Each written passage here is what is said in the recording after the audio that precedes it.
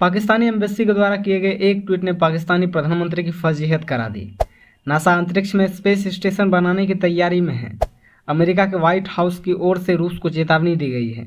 ऐसे ही और भी इंटरनेशनल न्यूज़ जानेंगे आज के इस वीडियो में, लेकिन उससे पहले नमस्कार दोस्तों, वर्ल्ड न्यूज़ में आपका स्वागत है। आइए नजर डालते हैं दुनिया की टॉप करंट अंतर्राष्ट्रीय खबरों पर। अमेरिका की अंतरिक्ष एजेंसी नासा निजी कंपनियों की मदद से अंतरिक्ष में नए स्पेस स्टेशन बनाने की तैयारी में है।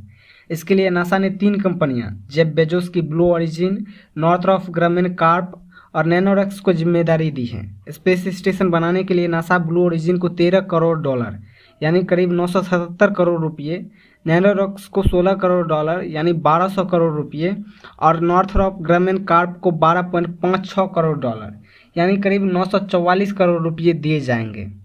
अंतरिक्ष में फिलहाल काम कर रहा इंटरनेशनल स्पेस स्टेशन ISS इस दशक के अंत तक काम करना बंद कर सकता है। इससे पहले ही नासा लो अर्थ ऑर्बिट में अमेरिका के लिए स्पेस स्टेशन बनाने के प्रयास में है। बढ़ते हैं अगली खबर की तरफ। रूस और यूक्रेन की सीमा पर लगातार तनाव बढ़ता जा रहा है। यूक्रेन के रक्षा मंत्री ओलेक्सी रेजनिकोव ने कहा कि रूस ने सीमा के पास और क्रीमिया में लगभग 94,300 सैनिक तैनात किए हैं और हमारी खुफिया एजेंसी के मुताबिक रूस और भी सैनिक तैनात कर सकता है। इस मामले पर व्हाइट हाउस की ओर से रूस के खिलाफ कार्रवाई का बयान दिया गया। व्हाइट हाउस की प्रवक्ता जेन साकी ने कहा कि यदि रूस की ओर से यूक्रेन के खिलाफ किसी भी तरह की कार्रवाई हुई तो बाइडेन प्रशासन इसमें दखल देगा। रूसी राष्ट्रपति व्लादिमीर पुतिन ऐसे कदम उठा रहे हैं जिससे पड़ोसी देश पर हमला कर सके, इसलिए हम उन इलाकों में पूरी तरह से तैयार रहना चाहते हैं। बता दें कि यूक्रेन और उसके पश्चिमी सहयोगी देश रूस पर यह आरोप लगाते रहे हैं कि रूस यूक्रेन के अलगाववादियों को हथियार सप्लाई करता है। यूक्रेन का कहना है कि इन्हीं अलगाववादी समूहों ने 2014 में रूस को क्रीमिया पर कब्जा करने में मदद की थी। हालांकि रूस हमेशा ही इन आरोपों को खारिज करता रहा है। बढ़ते हैं अगली खबर की तरफ। अफगानिस्तान में तालिबानी सत्ता का हाल किसी से छुपा हुआ नहीं है। तालिबानी शासन लागू होने के बाद से यहाँ की स्थिति बद से बदतर होती जा रही है। इसी बीच कुछ देश अफगानिस्तान की मदद भी कर रहे हैं। फ्रांस की ओर से भी अफगानिस्तान में निकासी अभियान जारी है। इस अभियान में कतर फ्रांस की मदद कर रहा है। 10 सितंबर से अब तक 110 फ्रांसीसी और 396 अफगानी नागरिकों को अफगानिस्तान से पेरिस लाया जा चुका है। जानकारी के मुताबिक फ्रांस वैसे नागरिकों को वहां से निकाल रहा है जो वहां खतरे में है, जैसे पत्रकार और फ्रांस के लोग। गुरुवार को फ्रांस और कतर ने मिलकर मानवीय मिशन की शुरुआत की। इसके तहत कतर के मिलिट्री प्लेन के जरिए मेडिकल उपकरणों, खाने का सामान, कपड़े व अन्य आवश्यक सामान अफगानिस्तान पहुंचाई जा रही है। बढ़ते हैं अगली खबर की तरफ। एक ट्वीट ने पाकिस्तान की पोल खोल दी है। सर्बिया में पाकिस्तानी एम्बेसी के अधिकारी इस कदर भड़क गए कि उन्होंने अपने प्रधानमंत्री इमरान खान की ही फजीहत कर दी। पाकिस्तानी एम्बेसी के ऑफिशियल ट्विटर हैंडल पर एक पोस्ट शेयर कर उन्होंने लिखा कि महंगाई सारे पुराने रिकॉर्ड तोड़ रही है। ऐसे में आपको क्या लगता है कि हम सरकारी मुलाजिम कब तक चुप रहेंगे और कब तक बिना सैलरी के काम करते रहेंगे? 3 महीने से सैलरी नहीं मिली, फीस न भरने के कारण बच्चों को मजबूरन स्कूल छोड़ना पड़ा। क्या यही आपका नया पाकिस्तान है?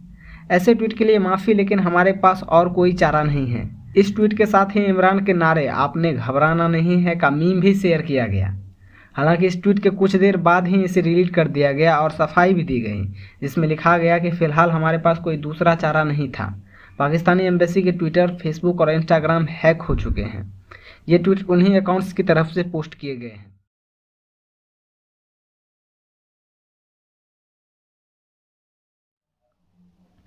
पाकिस्तान के सियालकोट में शुक्रवार को काफ़ी अमानवीय और दिल दहला देने वाली घटना घटी। यहाँ एक फैक्ट्री के मजदूरों ने उसी फैक्ट्री के मैनेजर को पहले पीट कर उसके हाथ पैर तोड़े, फिर उसे जिंदा जलाकर मार डाला। मैनेजर का नाम प्रियाथा कुमार था, जो श्रीलंकाई नागरिक था। मारने की वजह पूरी तरह से स्पष्ट तो नहीं हो पाई है, लेकिन इस वीडियो में की जा रही नारेबाजी को ध्यान से सुने तो लगता है कि ईसा निंदा के आरोप में इस घटना को अंजाम दिया गया है। जिस फैक्ट्री में यह घटना घटी है वह पाकिस्तान की T20 टीम के लिए साजो सामान बनाती है। माहिरा खान, जो पाकिस्तान की मशहूर एक्ट्रेस है, ने इस घटना पर प्रधानमंत्री इमरान खान को टैग करते हुए अपना दुख जाहिर किया।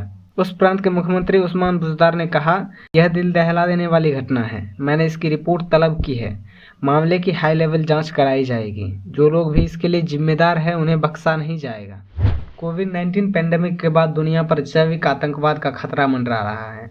कई आतंकी संगठन पिछले कई वर्षों से हानिकारक बैक्टीरिया और वायरस विकसित करने का प्रयास करता रहा है। हाल के वर्षों में अमेरिका और ब्रिटेन जैसे कई देशों में दुश्मनी निकालने के लिए कई लोगों पर जैविक हमले के मामले देखे गए हैं। संयुक्त राष्ट्र ने दुनिया को आगाह करते हुए कहा कि अगर कुछ देश जैविक हथियार बना रहे हैं या पहले से बना रखे हैं तो वे यह न भूले कि हथियार आतंकियों के हाथ भी लग सकते हैं, और अगर ये उनके हाथ लग गया तो परिणाम इतना भयावह होगा कि कल्पना से परे है। बढ़ते हैं अगली खबर की तरफ। श्रीलंका में शुक्रवार की सुबह देश के बड़े हिस्से में बिजली गुल हो गई। देश की बिजली इकाई ने इस बात को लेकर पुलिस से जांच करने को लेकर कहा है। पुलिस जांच शुरू हो गई है। इसके पीछे राजनीतिक वजहों की भी आशंका जताई जा रही है। आज बस इतना ही। अगर आपको हमारा एफर्ट ज़रा सा भी पसंद आया हो तो वीडियो को लाइक और शेयर करें। ऐसे ही सभी इंटरनेशनल न्यूज़ एक ही वीडियो में देखने के लिए चैनल को सब्सक्राइब करें। मैं मिलता हूँ कल, तब तक देखते रहिए वर्ल्ड न्यूज़। बाय।